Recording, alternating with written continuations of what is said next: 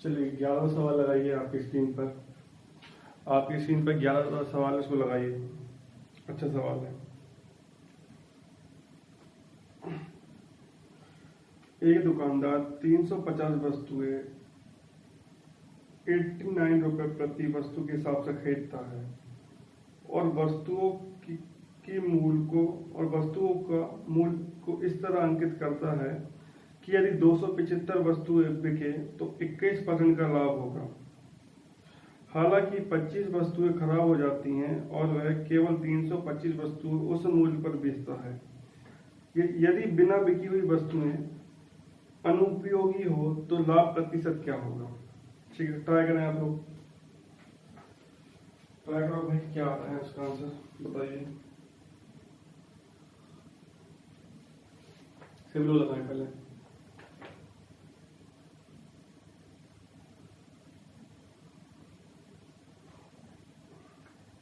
देखो मैं आपको बताता हूँ, सुनिएगा।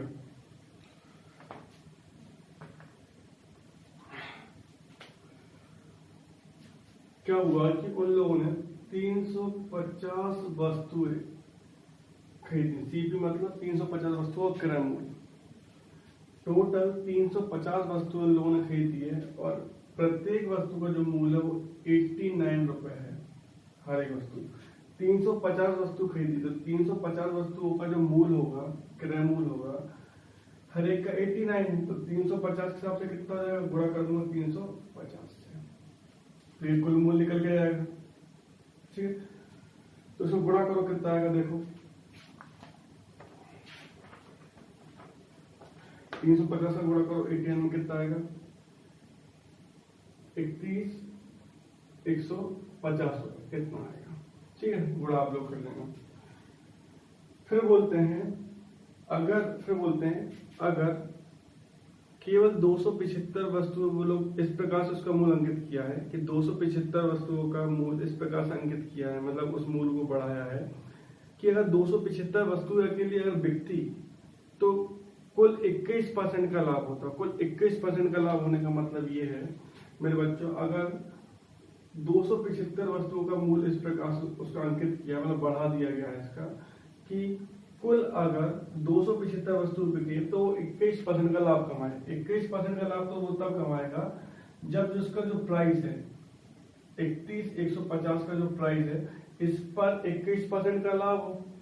क्योंकि जो जेब से पैसा लगाए, मान लो ये 100% है और 21% का प्रॉफिट चाहिए, तो कितने बेचोगे? 121% बेचोगे। तो यहाँ पर जो 100% वो किसके बराबर? 31,150 है। तो इसका 21% निकालना पड़ेगा, फिर जोड़ना पड़ेगा। तो हम डायरेक्ट लिख लेते हैं, इसका कितना? 121% निकाल दो, कितना आएगा? वो आएगा 37,691.5। ठीक है, ये टोटल अगर 275 वस्तु का मूल्य इस प्रकार से अंकित किया कि 21% के प्रॉफिट के बाद वो टोटल से कितना प्राइस प्राप्त होगा? 37,691.5। ठीक है, इतनी बात समझ में आ गई। फिर आगे क्या बोला है? आगे पढ़ो। आगे कहा है हालांकि 25 वस्तुएं खराब हो गई। अगर 25 वस्तु खराब हो गई मेरे बच्चे, 25 खराब हो गई तो कितनी बची? 325 वस्तु बची। कितनी बची? 325 वस्तु बची। तो 325 वस्तुओं के उस मूल्य पर बेचता है। यदि बिना बिकी हुई वस्तु अनुपयोगी है तो लाभ प्रतिशत निकालें। ठीक है, समझ गए। 350 वस्तुएं थी, एक वस्तु की कीमत 89 रुपए थी, तो 350 का टोटल जो मूल्य होगा वो इतना होगा, गुणा कर दिया।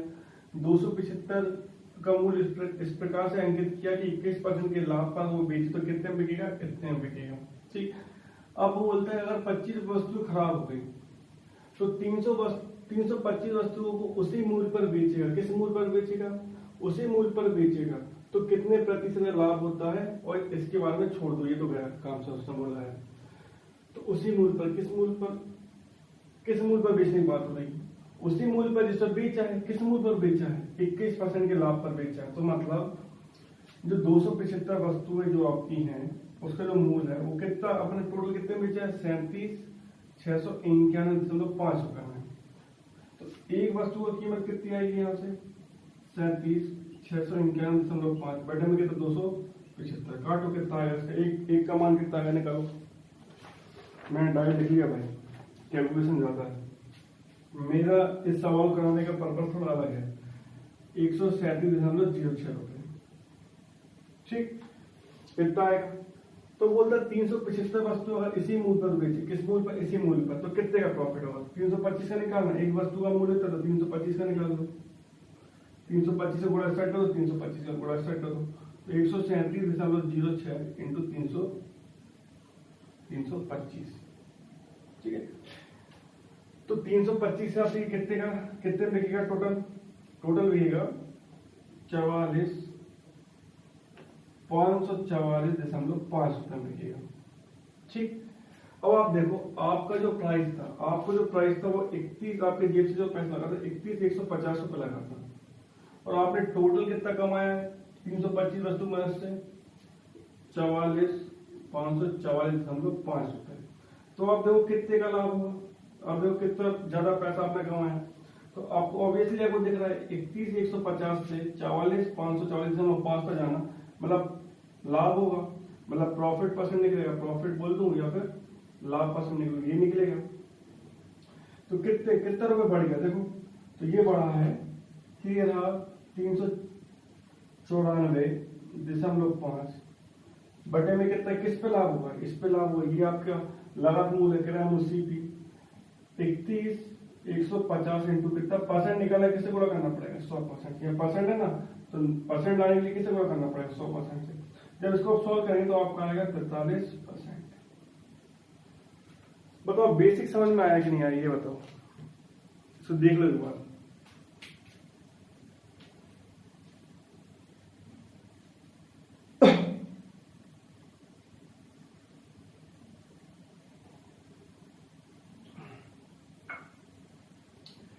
मेरे बच्चे, इस सवाल को पढ़ाने का केवल एक ही मकसद था कि ये सवाल जो जिस टाइप का सवाल है इसमें हमें इन वैल्यूज का कोई भी यूज नहीं है। अगर हम इस सवाल को बेसिक से करने पर जाएंगे तो बहुत टाइम लगेगा। इसका एक सीधा सा तरीका है, जैसे कि आप देख रहे हो आपका आंसर परसेंटेज में आ रहा है। अगर हमको कभी भी कोई भी आंसर परसेंटेज में निकालना है तो ये जो वैल्यूज गिवन में होती है, जो इन्होंने बोला 350 वस्तु कितने पे 89 रुपीज में, हम अपने हिसाब से कोई भी चेंज कर सकते हैं। मतलब ये जो मान है वो काल्पनिक मान है, नहीं सॉरी, ये जो मान है वो एक्चुअल वैल्यू, इसको अपने हिसाब से कोई भी काल्पनिक मान मतलब इमेजिनरी वैल्यू से हम रख के, जैसे मान लो यहाँ पे 89 है, मैं ये मान सकता हूँ कि 350 वस्तु जो है वो टोटल 100 रुपीज की है। मतलब ये जो रुपीज में दिया है इसका कोई भी यूज नहीं है, ये तो केवल आपका कैलकुलेशन बढ़ाने का है। आप अपने मन से यहाँ पे कोई वैल्यू रख के सॉल्व कर सकते थे, यहाँ क्या इस साइड में रख के कर सकते थे, ऐसा नहीं है, इस दोनों साइड में करके रख सकते थे। बस यहाँ पे इस साइड करते टिपिकलिटी बढ़ जाती, 25 वस्तु खराब हो रही है क्योंकि यहाँ पे, तो यहाँ पे रुपए में अपन चेंज कर सकते हैं। तो मेरा कहने का मतलब ये था मेरे बच्चे कि यहाँ पे जो पैसा दिया 89 रुपीज, इसका कोई भी यूज नहीं है क्योंकि हम परसेंट में निकाल रहे हैं, और परसेंट में जब भी सवाल सॉल्व करते हैं तो एक्चुअल वैल्यू हो उससे भी आंसर उतना ही आएगा, काल्पनिक मान हो उससे भी आंसर सेम आएगा, उसमें कोई भी चेंज नहीं आएगा। ये बात आपको समझ में आ रही। अब मैं आपको जो बोलना चाहता हूँ मैं आपको समझाता हूँ, मैं बोलना क्या चाहता हूँ समझना आप लोग।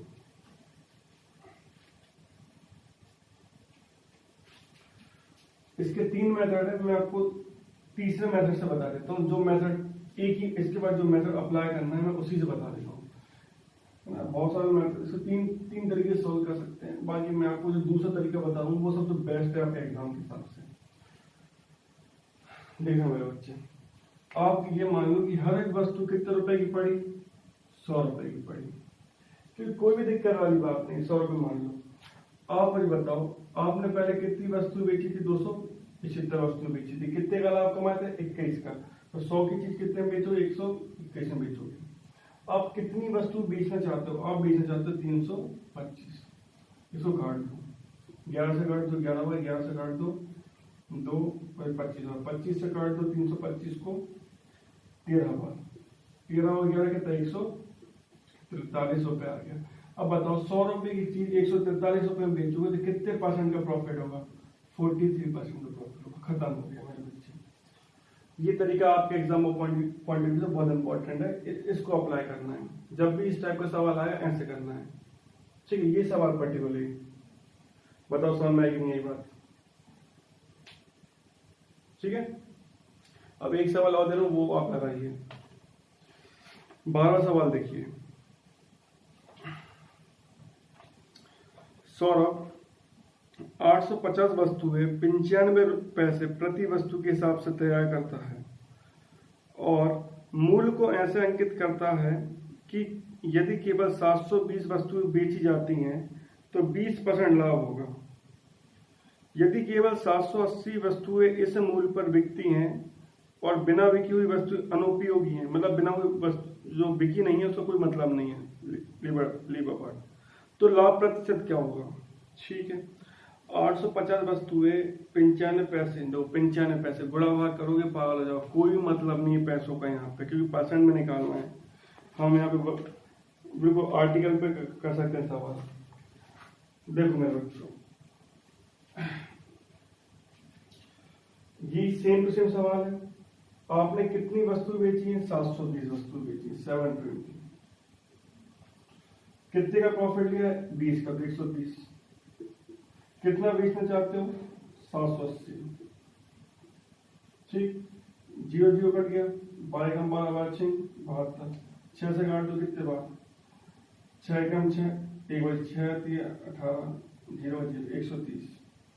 130 रुपए। 130 रुपए का मतलब 100 रुपए के हिसाब से अगर 130 रुपए में बेचो कितना परसेंट का प्रॉफिट होगा?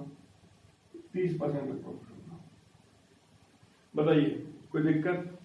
देख लो एक बार, दोनों लिखे हैं, ये 11 और ये 12। देख लो एक बार, कहो बात समझ में आई कि नहीं आई? बनेगा नहीं बनेगा बताओ? बन जाएगा। चलिए अब नेक्स्ट आगे बढ़ते हैं।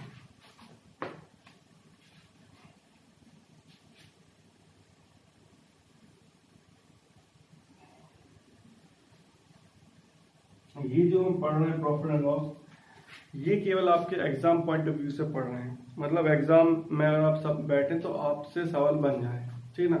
बाकी प्रॉफिट एंड लॉस तो मतलब 40 घंटे का है, मतलब हर दिन 1 घंटा पढ़ाऊं तो 40 दिन में खत्म, इतना वास्ट है टॉपिक। लेकिन मैं क्या कर रहा हूँ, मैंने उन सभी टॉपिक को, उन सभी कॉन्सेप्ट को, उन सभी क्वेश्चन को 90 क्वेश्चन के अंदर पूरा कवर करने की कोशिश करी है, ठीक है ना। तो बिल्कुल अच्छे से तैयारी करना, अच्छे से पेपर, जो भी आपके पेपर में सवाल आएगा बन जाएगा, बस आपको तकलीफ नहीं होगी, ठीक है। एक प्रकार से क्रैश कोर्स में जो सवाल होते हैं वो पढ़ा रहा हूँ, इंपॉर्टेंट जो पेपर में आ सकते हैं और जो नहीं भी आ सकते वो सारी चीज कवर कर रहा हूँ।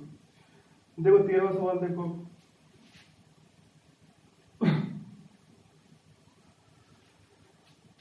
तेरहवां सवाल बोलता है, एक दुकानदार कुछ वस्तुएं 5 रुपए में 4 की दर से खरीदता है और 7 रुपए में 5 की दर से बेचता है, तो लाभ प्रतिशत क्या होगा? ठीक, आप देखिए क्या करना है। वस्तुओं का मतलब होता है आर्टिकल, वस्तुओं का मतलब होता है आर्टिकल। तो जैसे मैं यहाँ पे लिखूं आर्टिकल और यहाँ पे रुपीस, पैसे, रुपीस। आप देखिए, आपसे कहा है कि 5 रुपए की जो वस्तु है 5 रुपए में 4 वस्तु के हिसाब से और 7 रुपए में 5 वस्तु के हिसाब से बेचता है। ये आपका सीपी हो गया, मतलब किराया मूल्य, ये आपका सेलिंग प्राइस हो गया, विक्रय मूल्य। मेरे बच्चों की बात समझना, ये वस्तुएं नहीं, ये रेट है। रेट मतलब 5 रुपए में 4 के हिसाब से खरीद के लाया और 7 रुपए में 5 के हिसाब से खरीद के लाया, ठीक है। ये हिसाब है, इस रेट से लेके आया है, ये एक्चुअल प्राइस नहीं है। मतलब एक्चुअल प्राइस लो, ये टोटल जो क्वांटिटी होती है, मात्रा, वो कुल मात्रा नहीं दी है, ये रेट दिया है, इस रेट से इसने खरीद के लाया है, ठीक है ना। वो कितने भी हो सकते हैं, 20 हो, 50 हो, 15 16, मतलब एनी वैल्यू हो सकती है, कितनी वस्तु भी हो सकती है। ये रेट है बेटा, 5 रुपए में 4 के हिसाब से, 7 रुपए में 5 के हिसाब से। अब मेरी बात समझना, इस सवाल को करने का पहला तरीका, आप क्या करें,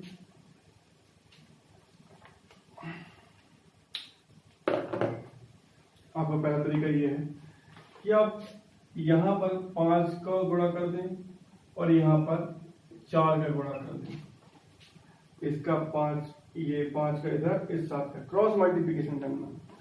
अब आप देखिए यहाँ पे पचम कितना हो गया, 25 रुपए। ठीक है भाई बच्चे, 7 कितना, 28 रुपए। अब सारी चीज भूल जाओ, अब सारी चीज भूल जाओ, अब यहाँ बस अब सारी चीज भूल जाओ। अब यहाँ देखो बस 25 रुपए की चीज अगर 28 रुपए में बिकेगी, यहाँ पर क्रय मूल्य 25 आ गया, विक्रय मूल्य 28। अगर 25 28 में बिकेगी मेरे बच्चे, अगर 25 28 में बिकेगी तो बताओ लाभ होगा कि हानि होगा? आप बोलोगे सर प्रॉफिट होगा। क्या होगा? प्रॉफिट होगा, मतलब लाभ होगा। कि कोई भी अगर कोई भी चीज हम ज्यादा में बेचेंगे, अगर हम कोई भी चीज ज्यादा में बेचेंगे तो प्रॉफिट होगा।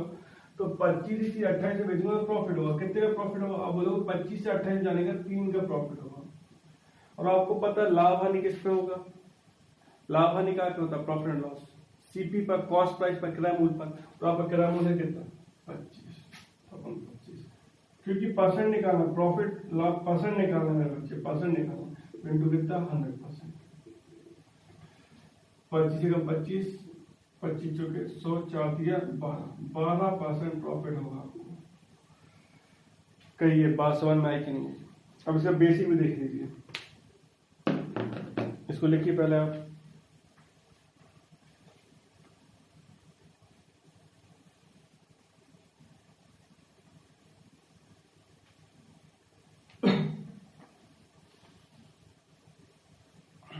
अब इसका बेसिक देख लीजिए मेरे बच्चे।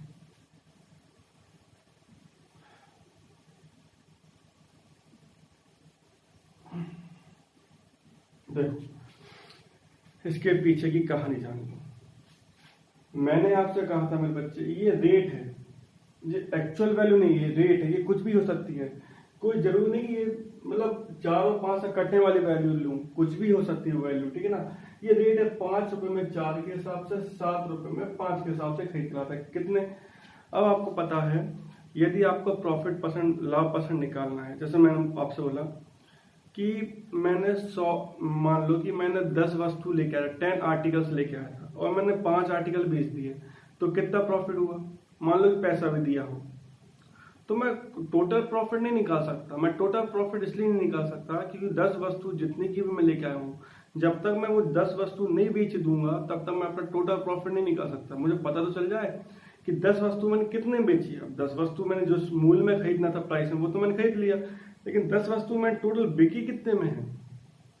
मैं 5 वस्तु के हिसाब से अनुमान थोड़ी लगा सकता हूँ। टोटल जब तक 10 वस्तु नहीं बिक जाएंगी तब तक मैं प्रॉफिट परसेंट नहीं बता पाऊंगा टोटल। तो टोटल प्रॉफिट परसेंट निकालना तो आपको क्या करना पड़ेगा?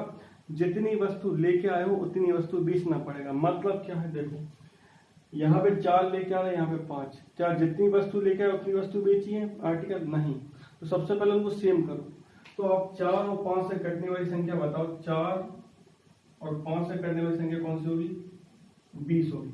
तो इनको 20 बनाते हैं। तो इनको 20 बनाने के लिए आप एक काम करो, 4 को 20 बनाना है, किससे गुणा कर दूं मैं? 5 से। तो 4 गुणा यहाँ पे कर दूं, तो ये हो गया 20 रुपए। ठीक। 5 में कितने गुणा कर दूं? 20 हो जाए 4 का, तो 4 गुणा यहाँ कर दूं, 7 चौके कितना हो गया? 28 रुपए। अब आपको बात समझ में आई? टोटल 5 चौके कितना हो गया? 20 वस्तु है, और 5 चौके कितना? 20 वस्तु है। मतलब 20 वस्तु खरीदी थी और 20 वस्तु बेच दी। 20 वस्तु आपने कितने में खरीदी? 20 रुपए में। और 20 वस्तु कितने में बेच दी? 28 रुपए में। तो 20 से 28 में जाने पे गलत हो गया क्या? सही है ना? यहां गलत हो गया। 5 से गुणा किया तो 5 से यहां गुणा करना पड़ेगा, 25 आएगा। उल्टा सीधे गुणा करवा दिया तुमने। देखो इसको 20 बनाना पड़ेगा, इसको 20 बनाना पड़ेगा। तो 4 में क्या गुणा कर दो? 20 हो जाएगा 5 का, तो ये 20 हो गया। तो 5 का गुणा यहाँ पे कर दो, तो ये कितना हो गया? 25 रुपए। ठीक। इसको 20 बनाना था 5 को, तो 4 से गुणा कर दो, 4 का गुणा यहाँ कर दो, 4 गुणा यहाँ किया तो 20 हो गया, 4 गुणा यहाँ कर दो, 28 रुपए। अब बात क्लियर है? आपको समस्या? अब आप देखो यहाँ पे कि 25 की चीज 28 में बेचूंगा तो लाभ होगा हानि, तो आप बोलोगे सर लाभ होगा मतलब प्रॉफिट होगा, प्रॉफिट परसेंट निकले कितने का लाभ 3 का लाभ, कितने पर 25 पर इंटू कितना 100%, तो कितना जाएगा, यही कहानी थी। तो मेरा कहने का मतलब है इन दोनों को सेम करना पड़ता है, सेम करने के बाद जो चीज यहाँ मल्टीप्लाई करेंगे वही करना पड़ेगा, क्योंकि भाई जब आप 4 वस्तुएं 5 रुपए में लेके आ रहे हो तो 20 वस्तु के हिसाब से पैसा भी बढ़ जाएगा, तो यहाँ पे 25 रुपए हो जाएगा, तो 5 गुणा यहाँ तो 5 गुणा यहाँ, 4 के यहाँ तो 4 के, तो ये बेसिक था, ये बेसिक्स। लेकिन इस सवाल करने का जो तरीका था वो पहला तरीका बेस्ट था। देखिए नेक्स्ट सवाल आपकी स्क्रीन पर, देखिए उसको करिए।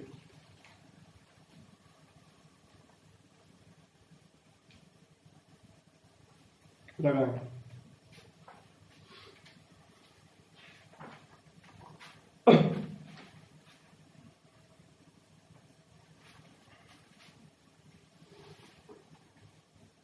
निकाले कितना आ रहा है, मैं ट्राई करता हूँ, 14 में ट्राई कर देता हूँ, 15 आप लोग 15 भी बताना पड़ेगा, नहीं 15 आप लोग ट्राई कर देना, 16 में कर दूंगा। देखो एक सवाल देखना है, कहते हैं एक व्यक्ति कुछ वस्तुएं 6 रुपए में 7 की दर से खरीदता है और 4 रुपए में 5 की दर से बेचता है, तो उसका लाभ व हानि प्रतिशत क्या होगा। ठीक है, तो आप देखो बच्चे यहाँ पे ये आर्टिकल इन रुपीस, ठीक है, 6 रुपए में 7 के हिसाब से खरीदा और 4 रुपए में 5 की दर से बेचा, 6 रुपए में 7 के हिसाब से खरीदा और 5 रुपए में 4 के हिसाब से बेचा, सही ना, 6 रुपए में 7 के हिसाब से बेचा और 4 रुपए 5 के हिसाब से बेच दिया, कोई दिक्कत। ठीक, ये आपने खरीदा तो ये आपका सीपी मतलब क्रय मूल्य, ये आपने बेच दिया मतलब सेलिंग प्राइस मतलब विक्रय मूल्य। ठीक, लगा लेना अपने हिसाब से। सबसे पहली बात आप क्या करेंगे, कुछ नहीं करेंगे, इसमें 5 का गुणा कर दो, इसमें 7 का गुणा कर दो, आ गया, इसमें 5 का इसमें 7 का, तो 6 पंजे कितना हो गया 30 और 7 जो कितना हो गया 28। तो अब आप देखो आपका जो क्रय मूल्य है 30 और आपका जो विक्रय मूल्य है 28, तो 30 की चीज जब 28 में बिकेगी तो क्या होगा, लाभ होगा कि हानि होगा। जब 30 की चीज 28 से बिकेगी तो लाभ होगा हानि होगा, तो आप बोलेंगे सर कम में बिक रहा है मतलब लॉस होगा, मतलब हानि %, तो हानि मतलब लॉस % निकालना है ना। तो 30 की चीज 28 से बेचूंगा, कितने का नुकसान होगा 2 का इसका नुकसान किसके हिसाब से 30 के हिसाब से, % इंटू 100% निकाल दो, 0 0 काट दो, ये 20% बटे में कितना 3, 6 दिया 18, 2 बच गया, तो ये आ गया 6.67%। ठीक है, 6 सही 2/3, 2/3 की वैल्यू 66 होती है, 67 ले दिया, कोई दिक्कत। कहो भाई समझ में आ रही बातें।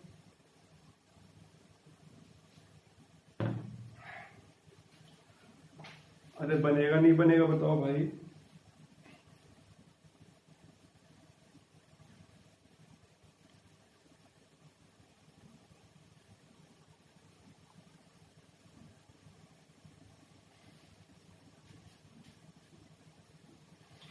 तो नेक्स्ट सवाल आप करो, मैं तो इंक डाल लेता हूँ, नेक्स्ट सवाल ट्राई करो।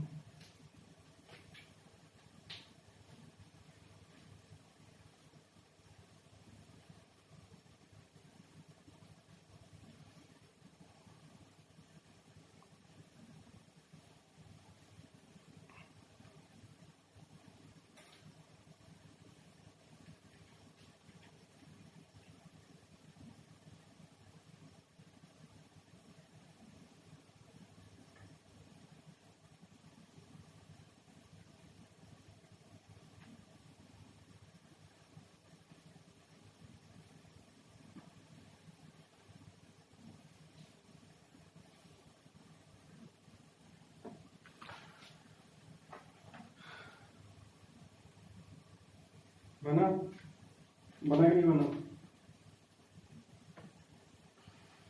उसका आंसर आएगा 5%। ठीक है, 15 का आएगा 5% उत्तर, हम 16 लगाते हैं।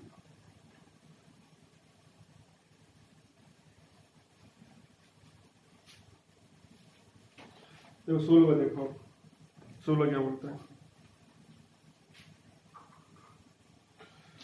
16 बोलता है एक दुकानदार कुछ वस्तुएं 10 रुपए में 9 की दर से खरीदता है और बराबर वस्तुएं 10 रुपए में 11 की दर से खरीदता है, ठीक, और 1 रुपए में 1 की दर से बेचता है। 3 कंडीशन, पिछले सवाल में 2 कंडीशन थी, इस बार 3 कंडीशन है।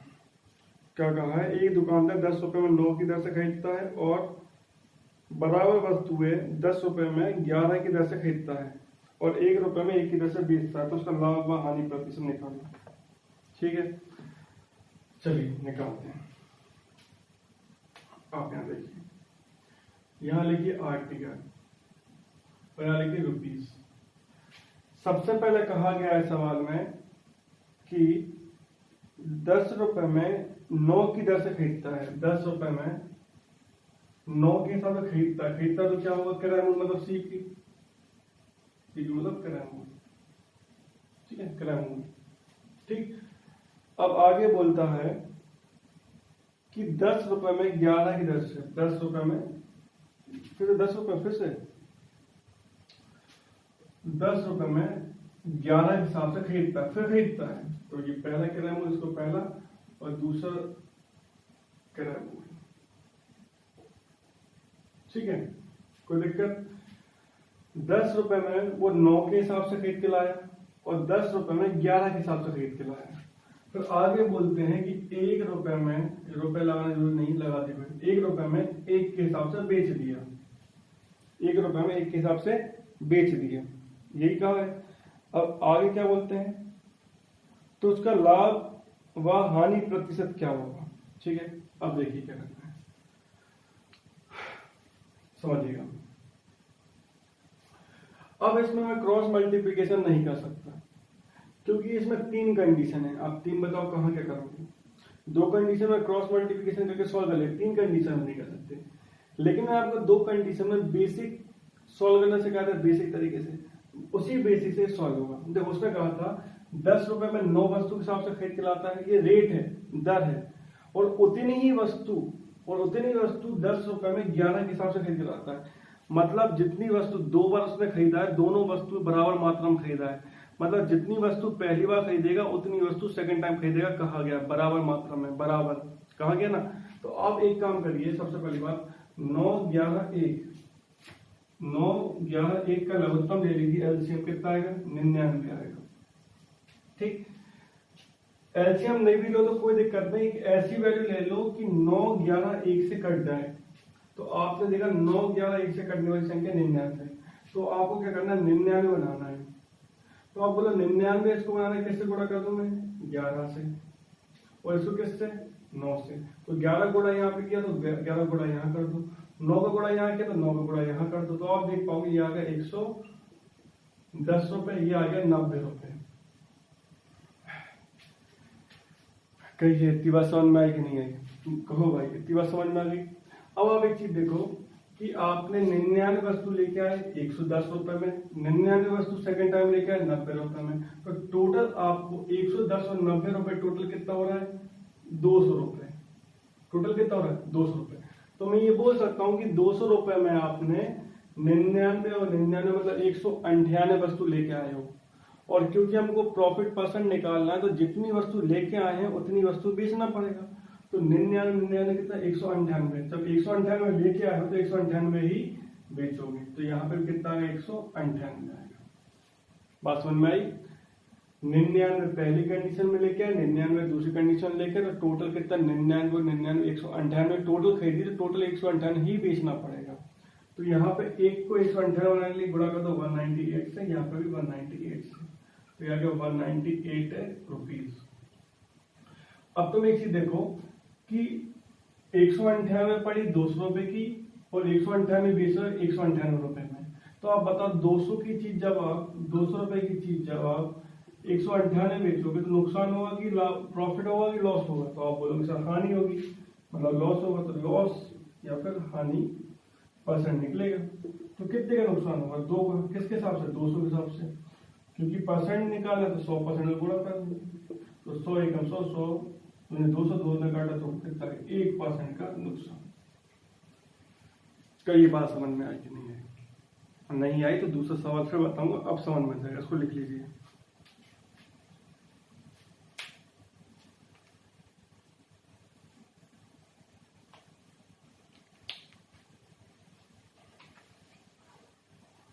वीडियो को पीछे करके बैक करके देख लेना, कोई दिक्कत नहीं है।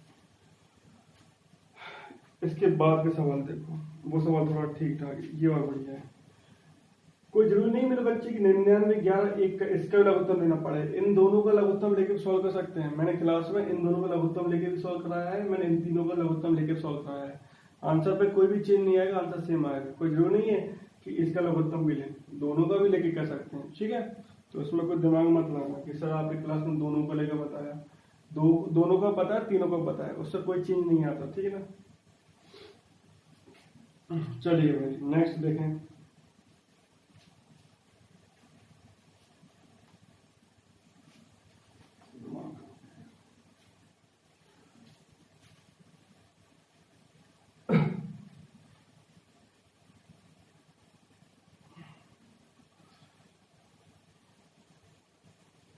चलिए नेक्स्ट सॉल्व करें।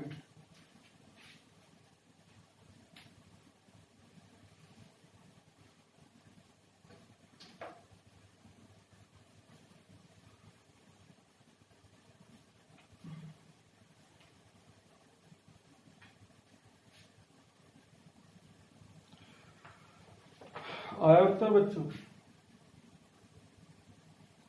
देखो अच्छा मैं बताता हूं।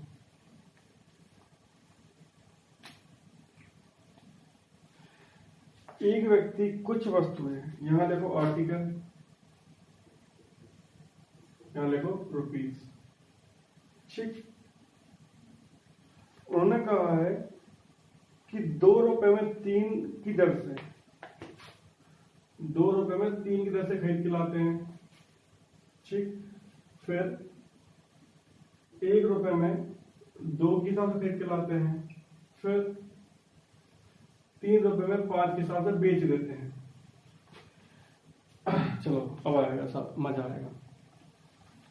देखो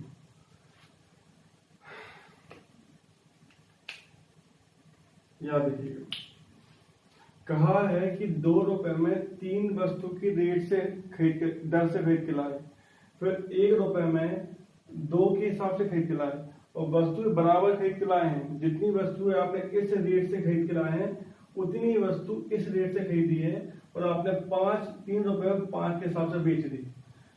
अब कई बार क्या होता है, जब हम ये सवाल पहले लगाते थे, जब बहुत पहले 2015 की बात है, तो मैंने क्या करा था, एक बार पेपर में आया था, तो मैंने क्या करा, 2 और 1 कितना कर दिया, 3 कर दिया, और 3 2 कितना 5। तो मैंने बोला कि 3 रुपए में 5 वस्तु लेके आ रहे हैं, और 3 रुपए में मैंने 5 वस्तु बेच रहे हैं, तो प्रॉफिट नहीं हुआ, मतलब 0%। ऑप्शन में भी दिया था 0%, लेकिन ये गलत था। ऐसा इस सवाल सॉल्व नहीं किया जाता। तो ये सब चीजें हमें पहले पता नहीं रहती, तो हम अपने दिमाग लगा लेते कि यार ऐसा है तो ऐसा कर देते। इसको सीख लीजिए आप अच्छे से एक बार। तो सबसे पहले आपको क्या करना पड़ेगा, आपको सबसे पहले वस्तुओं को बराबर करना पड़ेगा, क्योंकि सवाल में कहा गया है कि जितनी वस्तु उसने पहले खरीदी है जिस रेट से, उतनी वस्तु उसने सेकंड टाइम में खरीदी है, ठीक। तो आप क्या करें, 3 2 5, 3 2 5 का लघुत्तम है, तो 3 2 5 का लघुत्तम मतलब 3 2 5 से कटने वाली संख्या कौन सी होगी, वो होगी 30। तो आपको इसको 30 बनाना है, इसको 30 बनाना है, और 30 और 30 कितना बेचोगे, 60 बेचोगे, डायरेक्ट लिख दिया। तो इसमें गुणा कर दो कितने का, इसमें गुणा कर दो 10 का, इसमें गुणा कर दो 15 का, इसमें गुणा कर दो 10 का, इसमें गुणा कर दो 15 का, तो ये हो गया 20 रुपए, और हो गया 15 रुपए। टोटल कितने की पड़ी वस्तु है, 35 रुपए की, ठीक है। टोटल कितनी पड़ी, 35 रुपए की। अब आप देखो, अगर 35 रुपए की वस्तु है आपको पड़ी है, टोटल 30 और 30 60, सही है ना भाई। 20 रुपए की 30 वस्तु पड़ी है इस रेट से, और 15 रुपए की 30 वस्तु पड़ी इस रेट से, तो टोटल 20 और 15 कितना हो गया, 35 रुपए में टोटल वस्तु आप लेके आए 60, क्योंकि प्रॉफिट परसेंट निकालना, सीधी बात है, प्रॉफिट परसेंट ही निकलेगा। तो जितनी वस्तु लेके आए उतनी बेचना पड़ेगा, तो 30 और 30 60 लेकर तो 60 ही बेचोगे। अब 5 को 60 बनाना है, किससे गुणा करना पड़ेगा, 12 से, तो 12 से गुणा यहाँ पे, तो 12 के कितना ₹36। अब आप देखो 35 रुपए की चीज 36 में बिकेगी तो लाभ होगा, कितने का लाभ होगा? 1 का। कितने के हिसाब से? 35 के हिसाब से, इंटू कितना? 100%। ये आपका आगे प्रॉफिट परसेंट, प्रॉफिट बोल दो या लाभ परसेंट। काट दो भाई, किससे कट रही है? 5 से 7 बार, 5 से 20 बार, 20/7, तो 7 दूनी 14, 6 बच गया, काट 7 पे है, तो 2 से 6/7% आपका क्या होगा? प्रॉफिट होगा। देख लीजिए एक बार अच्छे से, अब समझ में आ गया होगा।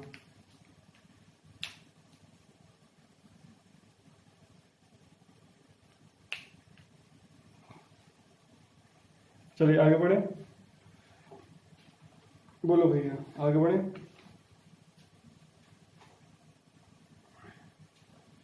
चलिए आगे देखिए,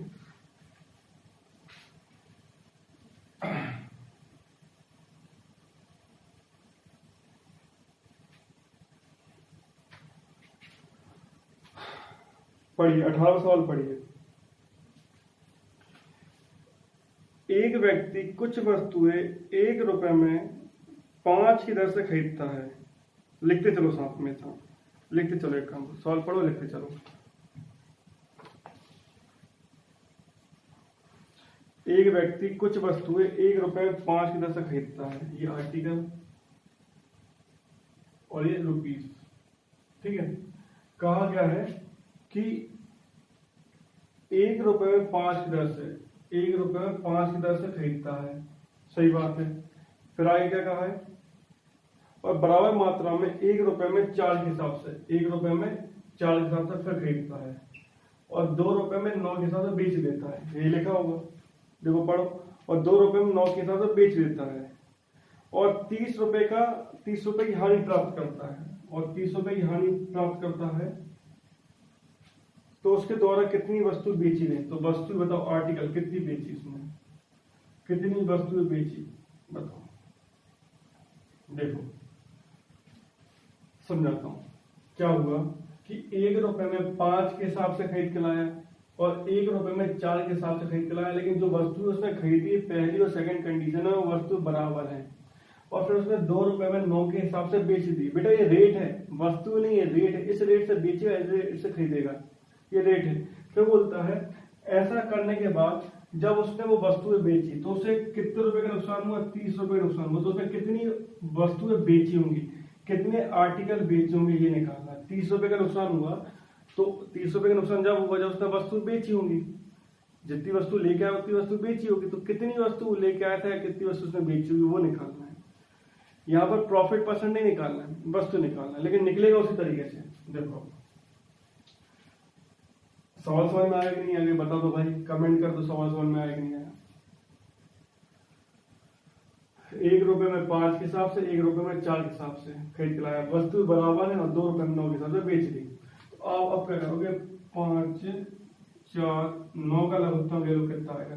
5 4 9 से कटने वाली संख्या कौन सी? 180। तो इसको भी 180 बनाना पड़ेगा, इसको भी 180 बनाना पड़ेगा, और 180 कितना बचेगा? टोटल 360 बचेगा।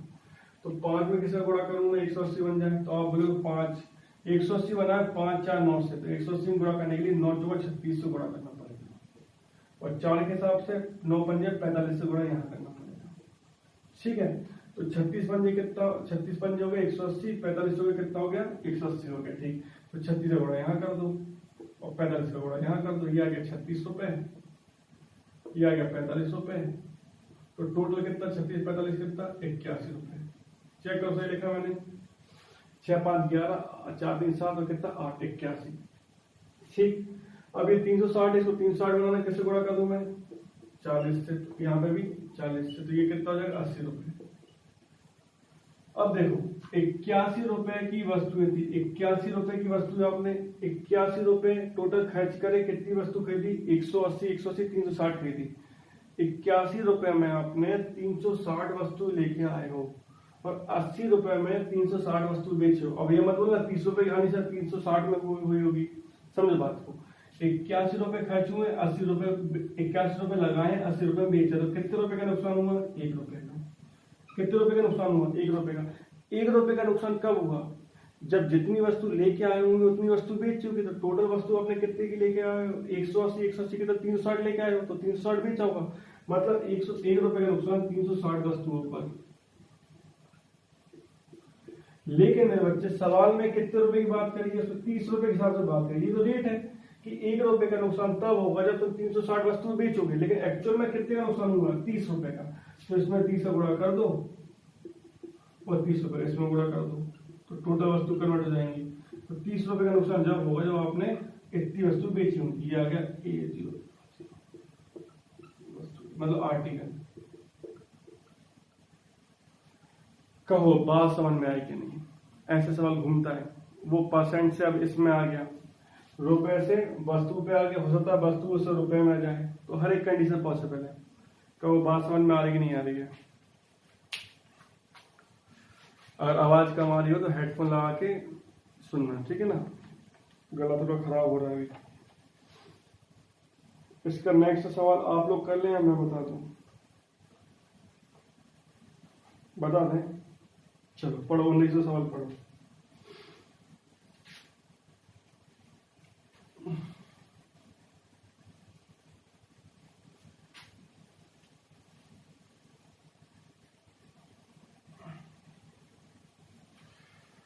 उन्नीसवां सवाल देखो भाई, 19वां सवाल क्या बोलता है? 19वां सवाल बोलता है एक व्यक्ति कुछ वस्तुएं 2 रुपए में 3 की तरह से खरीदता है। लिखते चलो साथ में।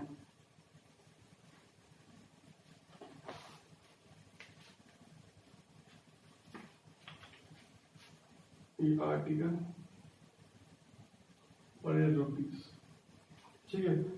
बोलता है एक व्यक्ति कुछ वस्तुएं 2 रुपए में 3 की दर से 2 रुपए में 3 की दर से खरीदता है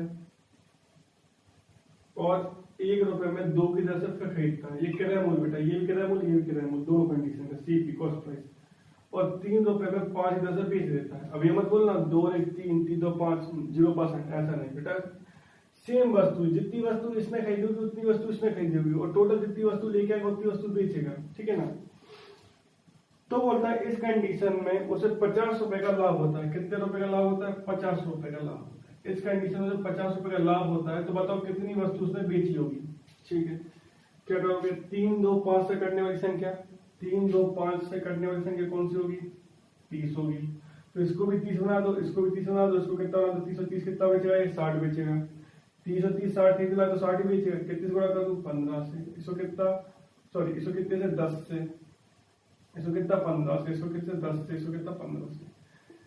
ये आ गया 20 रुपए, ये आ गया 15 रुपए। अब आप देखो 5 को 60 बनाना किससे गुणा कर दूंगा? 12 से। तो यहाँ पे भी 12 से, तो कितना गया? 36 रुपए। अब आप देखोगे 20 और 15 कितना हो गया? 35 रुपए।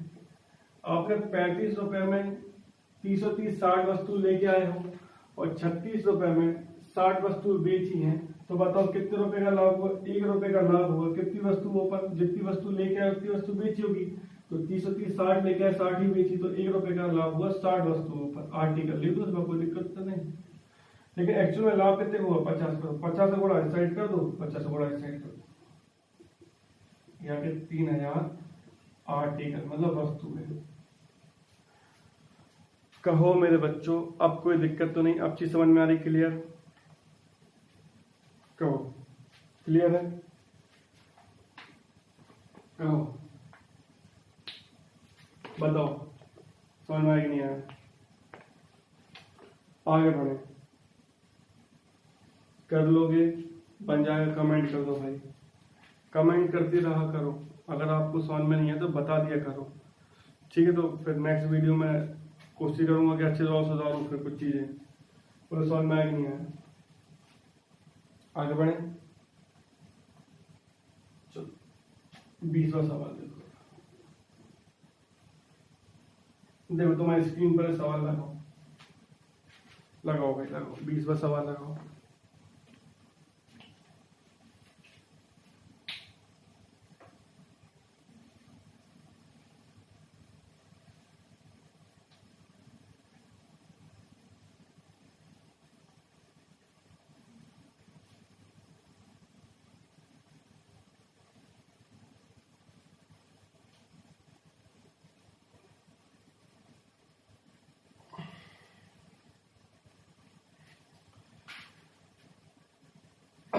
अच्छा सवाल है 20 का। ये 20वां जो सवाल है 20 जो सवाल है 20, वो सबसे पहले आया था कैट में। कैट के बाद फिर आया फिर वही बात बैंक, रेलवे, फिर एसएससी और हर एक कॉमन एग्जाम में आ गया। आसान है, आसान तरीके से सिखा दूंगा। 3-4 मेथड है, लेकिन मैं कोशिश करूंगा आपको 2 मेथड से सिखाऊं, ठीक है ना। 2 मेथड नहीं, 1 मेथड सिखा दूंगा और 1 मेथड और बता दूंगा। लेकिन चलो अपन करते हैं, चलो करते हैं जिस मेथड से सिखा सके। 3-4 मेथड है इसको सॉल्व करने के लिए। बेसिकली तो मेरे पास तो 3 से 4 है, लेकिन मैं कोशिश ये कर रहा हूँ कि आपको रेशियो सिखा दूंगा। रेशियो से क्या होगा, आसान पड़ जाएगा आपको। देखो क्या बोला सवाल में, पढ़ लिया। अब देखो मैं पढ़ता हूँ, है ना। किसी वस्तु को 1800 रुपए में बेचने पर अनिल और सचिन ने बराबर लाभ प्राप्त किया। किसी वस्तु को 1800 रुपए में बेचने पर अनिल और सचिन ने बराबर लाभ प्राप्त किया, लेकिन अनिल अपना लाभ विक्रय मूल्य पर जबकि सचिन क्रय मूल्य पर ज्ञात करता है, जो 20% के बराबर है। उनके लाभ का अंतर ज्ञात कीजिए। उनके लाभ का अंतर, ठीक है।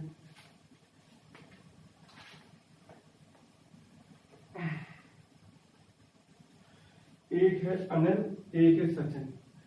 एक है अनिल और एक है सचिन। दोनों ने 1800 रुपए में वस्तु को बेचा। मतलब ये 1800 रुपए क्या है, सेलिंग प्राइस, मतलब क्या है, विक्रय मूल्य, ठीक है। अनिल और सचिन, ऑब्लिक लगा देता हूं, कोई दिक्कत नहीं। अनिल या सचिन, नहीं दोनों है। अनिल और सचिन, अनिल ने भी सचिन ने भी अपनी अपनी वस्तु को 1800 रुपए में बेचा है। 1800 रुपए बेचा, सेलिंग प्राइस मतलब विक्रय मूल्य। अनिल और सचिन ने 1800 रुपए में बेचा है। कंडीशन ये है कि दोनों को जो लाभ परसेंट, प्रॉफिट, जो आपका लाभ परसेंट है, जो आपका प्रॉफिट परसेंट है, प्रॉफिट लाभ परसेंट जो है वो कितना, 20% है। दोनों का प्रॉफिट परसेंट कितना है, 20% है। लेकिन कंडीशन ये है मेरे बच्चे कि एक ने करा है क्रय मूल्य पर, मतलब सीपी पर, और दूसरे ने करा विक्रय मूल्य पर, मतलब सेलिंग प्राइस पर। तो किसने किस पे करा है, देखो अनिल ने किया है। देखो अनिल की बात करें तो अनिल ने अपना लाभ, लाभ मतलब प्रॉफिट, अनिल मतलब लाभ, प्रॉफिट। अनिल ने अपना प्रॉफिट किस पे किया है, अनिल ने अपना लाभ विक्रय मूल्य पे किया है। समझो, अनिल का जो प्रॉफिट है, मतलब जो लाभ है वो किया उसने विक्रय मूल्य पर, मतलब सेलिंग प्राइस पे, और वो भी कितना परसेंट है, 20% है सेलिंग प्राइस और विक्रय मूल्य पर। इंग्लिश में लिख दो, कोई दिक्कत नहीं, हिंदी में लिख दूंगा। अनिल का जो प्रॉफिट, अच्छे से, अनिल का जो प्रॉफिट है, जो लाभ है, उसने ज्ञात किया है विक्रय मूल्य पर। और वही सचिन की बात करूं तो सचिन ने अपना जो प्रॉफिट है वो ज्ञात किया है, उसका भी 20% है, उसने ज्ञात किया है किस पे, कॉस्ट प्राइस पर, सीपी पर। ये दोनों में अंतर है, इस बात को समझो।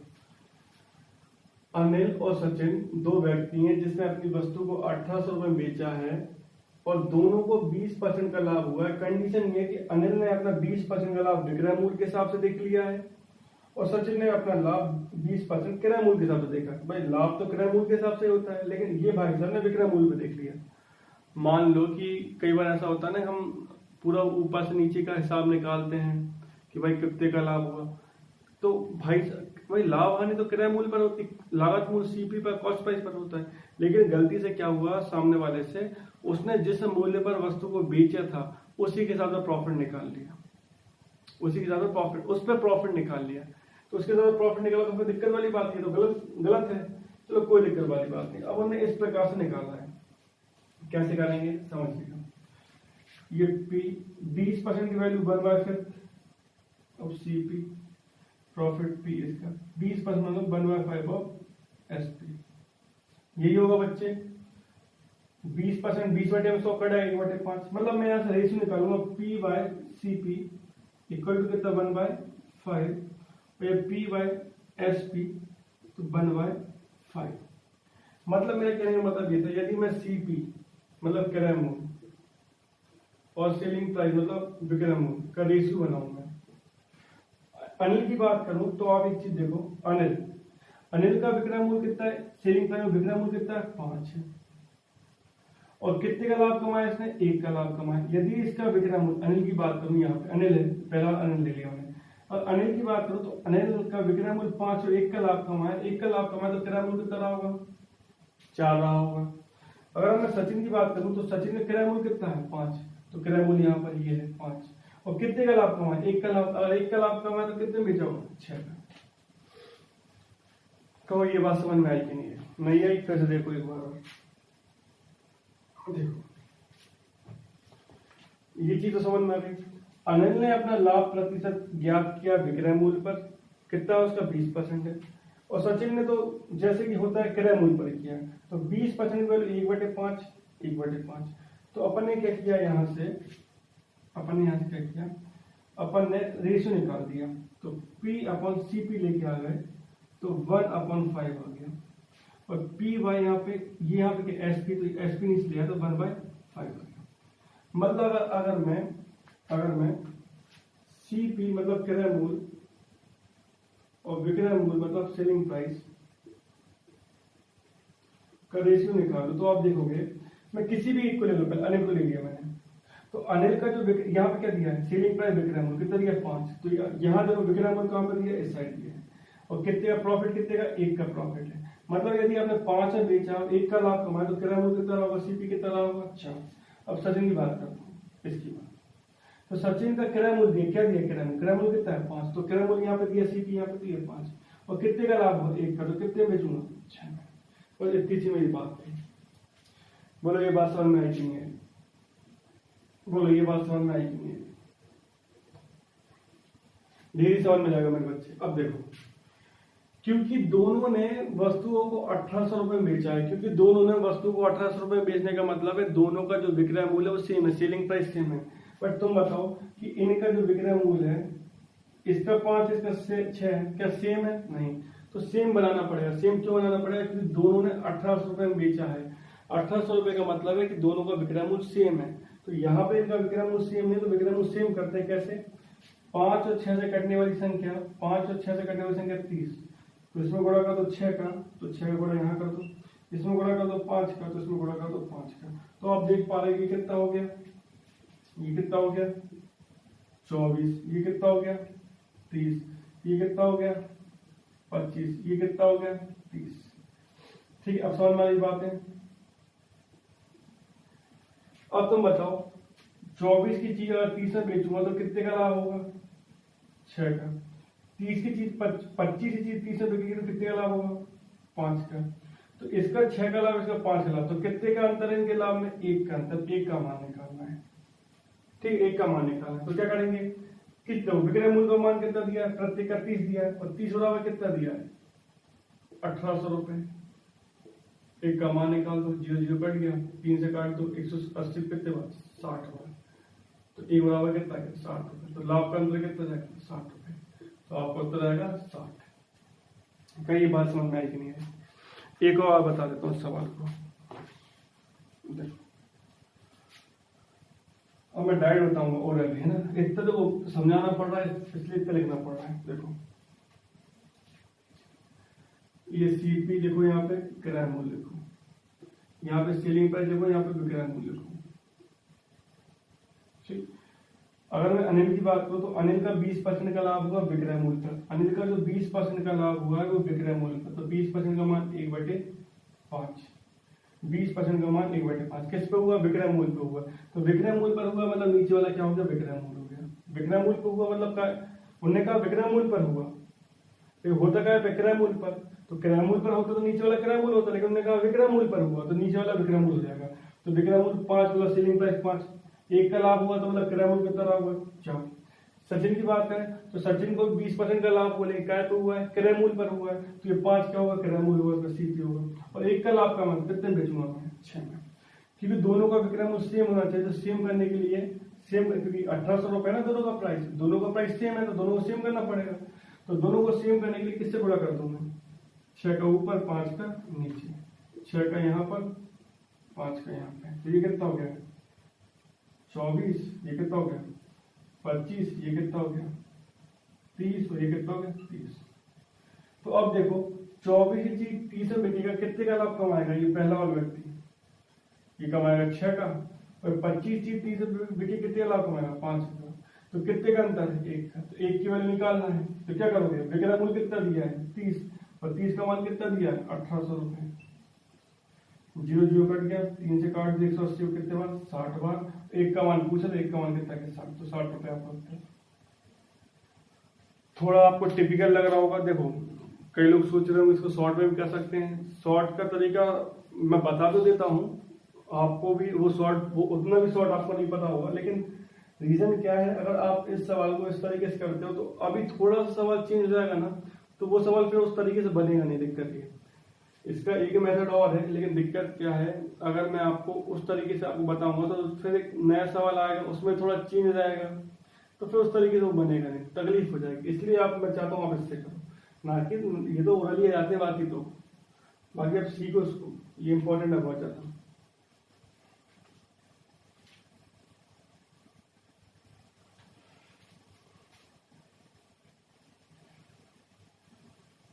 क्या कमेंट कर दो, बता दे वो मेथड। ठीक है बता देना, लेकिन कोई दिक्कत नहीं। सुनो, वो वाले जो मेथड है ना जो बताने जा रहा हूँ, वो इसी टाइप के सवाल में लगेगा। यदि सवाल थोड़ा बहुत भी चेंज हो जाएगा ना तो बनेगा नहीं। तो बता देता हूँ, कितना रुपए दिया है? 1800 रुपए। कितने का लाभ हुआ? 20 का लाभ हुआ प्रत्येक को। कितने का लाभ हुआ? हर एक को 20 का लाभ हुआ। तो 120% यहाँ ले लो। 1800 रुपए बेच रहे हो, प्रत्येक को 20% का लाभ हो रहा, तो 120।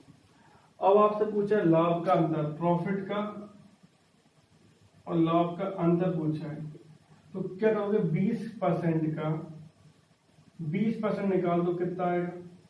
20% का 20% निकालोगे तो ये आएगा 20/100, 5 बार, और 5 से कितने बार? 4 बार। कितना आएगा? 4%। तो ये प्रॉफिट, ये अंतर आता है, तो 4% से गुणा कर देंगे, तो परसेंट से परसेंट कट गया, 4 से काट दो कितने बार? 30 बार, और 0 0 कट गया, 30 से काट दो 180 को 60 बार। ये आपका उत्तर आ गया। लेकिन इस मेथड को करने से कोई मतलब नहीं है, वो कॉन्सेप्ट को आप सीख लोगे तो फायदेमंद होगा, क्योंकि सवाल थोड़ा चेंज होगा, फिर इसमें दिमाग लगाना पड़ेगा। अब ये तो ऐसी चीज है, हम प्रैक्टिस करते हैं तो हमारे दिमाग में बैठ जाती है, इसको ऐसा भी कर सकते हैं।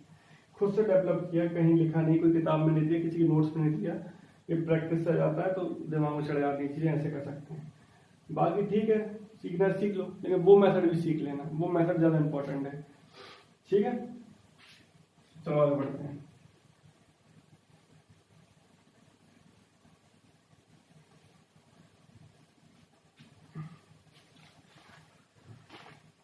अब अगला सवाल आप लगाएं। सलमान और अरमान साहब लिखेंगे, ठीक है? सलमान भाई साहब, सलमान और अरमान किसके हैं? अरमान। सलमान के थे, अरमान है ना। सलमान और अरमान किसी वस्तु को 2400 रुपए में बेचते हैं, ठीक है? बेचते हैं, सेलिंग प्राइस दिया हुआ है, सेलिंग प्राइस, विक्रय मूल्य।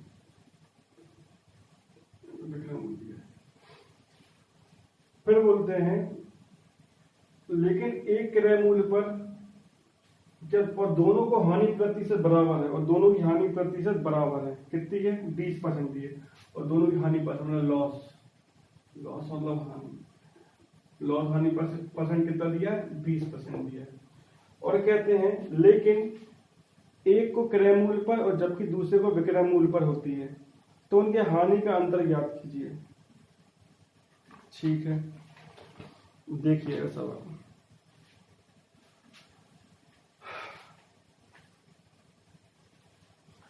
एक सलमान है, एक अरमान है, दोनों ने 2400 रुपए की वस्तु बेची है, विक्रय मूल्य सेलिंग प्राइस। दोनों का हानि हुआ 20% का, लेकिन अंतर ये कि एक को क्रय मूल्य पर हुआ और एक को विक्रय मूल्य पर हुआ है। उसमें पढ़िए पहले को काय पर हुआ है, पढ़िए उसमें पहले वाले को काय पर हुआ है, लेकिन एक क्रय मूल्य पर और जबकि दूसरे को विक्रय मूल्य पर, मतलब एक को क्रय मूल्य पर हुआ, दूसरे को विक्रय मूल्य पर हुआ। फिर से पहला वाला कौन है? सलमान। सलमान की बात समझा दे। सलमान पहले वाले का क्रय मूल्य पर हुआ है 20%, तो 20% की वैल्यू क्या होती है? सलमान को लॉस हुआ है, हानि जो हुई है, लॉस मतलब हानि जो हुई है वो उसको 20% की हुई, लेकिन उसको काय पे हुई है? क्रय मूल्य पर हुई, मतलब सीपी पर हुई। तो अब देखो लॉस मतलब एल अपॉन सीपी आ गया, 20% मतलब 1/5।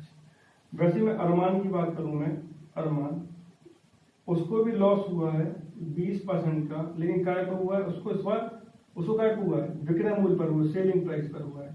तो loss upon selling price L upon, ठीक है, 20% मतलब 1/5।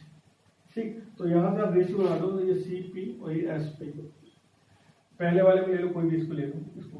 तो सीपी कितना है इसका? 5, और कितने का नुकसान हुआ? 1 का नुकसान हुआ। तो कितने में? 1 का नुकसान हुआ, कितने में बेचेगा? 4 में।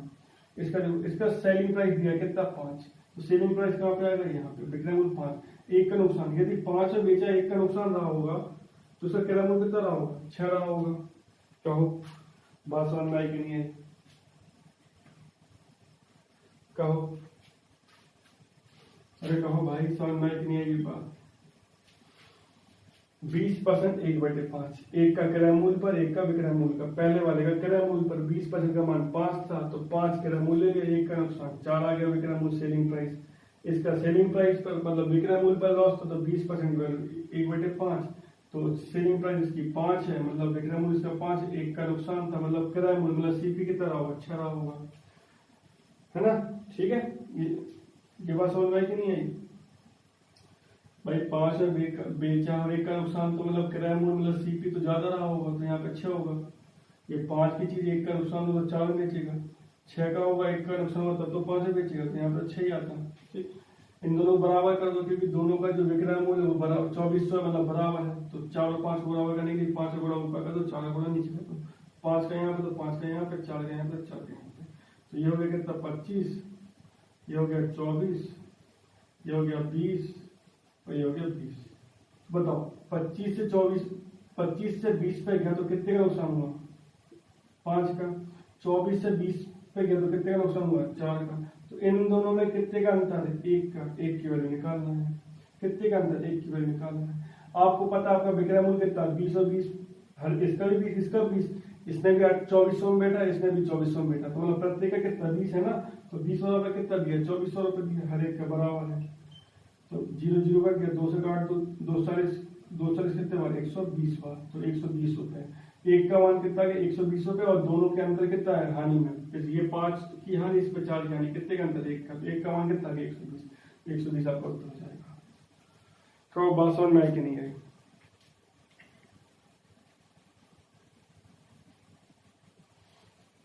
ठीक है, यही मेथड बनना चाहिए, क्योंकि सवाल थोड़ा चेंज होगा, क्वेश्चन बनेगा नहीं। करना तो कर लो, मुझे कोई दिक्कत नहीं। बाकी ये मेथड कोई देखो पता है तो अच्छी बात है, लेकिन आपको ये भी पता होना चाहिए अगर सवाल चेंज होगा तो इसी मेथड से होगा। ठीक है ना, ये पता होना चाहिए।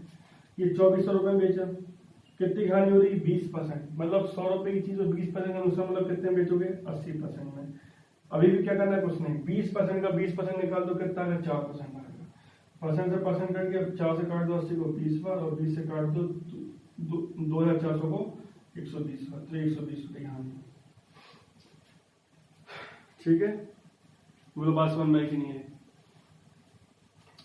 कहीं पे ऐसा फॉर्मूला गिवन में नहीं है, वो तो प्रैक्टिस करने पर ये सब चीजें आ जाती हैं। ठीक है ना, तो टेंशन मत लो, वैसे उससे सीखोगे तो बेस्ट रहेगा। और तुम्हें अगर लगता है कि भाई सब बड़ा हो रहा है तो इस तरीके से कर लो, मुझे कोई दिक्कत नहीं है भाई, मेरा काम सिखाने का, तुम सीखो, बढ़िया जिस तरीके से सीखना चाहते हो। हाँ, अब 22 वाला लगाओ। 22 वाला लगाओ। उस वस्तु का विक्रय मूल्य ज्ञात करें जिसे दो दुकानदार बराबर मूल्य पर बेचने पर प्रत्येक को 25% का लाभ हो, जबकि एक लाभ को क्रय मूल्य पर, दूसरे को विक्रय मूल्य पर ज्ञात करते हैं। यदि दोनों के लाभ का अंतर 32 रुपए हो, इस बार विक्रय मूल्य निकालते हैं। देखो, उस वस्तु का विक्रय मूल्य ज्ञात करिए, मतलब 2 लोग हैं, मान लो सलमान और अरमान ही है, कोई दिक्कत नहीं। 2 लोग हैं, मान लो सलमान और अरमान है, ठीक है, कोई दिक्कत तो नहीं है, इन दोनों ले लूं। कुछ दो व्यक्ति मान लो सलमान और अनवर, प्रत्येक दोनों का विक्रय मूल्य सेम प्राइस पर बेचते हैं। मान लो कितने रुपए में बेचा, एक्स रुपए में बेचा, कितने रुपए में बेचा, एक्स रुपए में बेचा। तो ये आपका एक्स रुपए क्या आ गया, सेलिंग प्राइस, मतलब क्या गया, विक्रय मूल्य आ गया। ठीक है, फिर क्या बोलते हैं,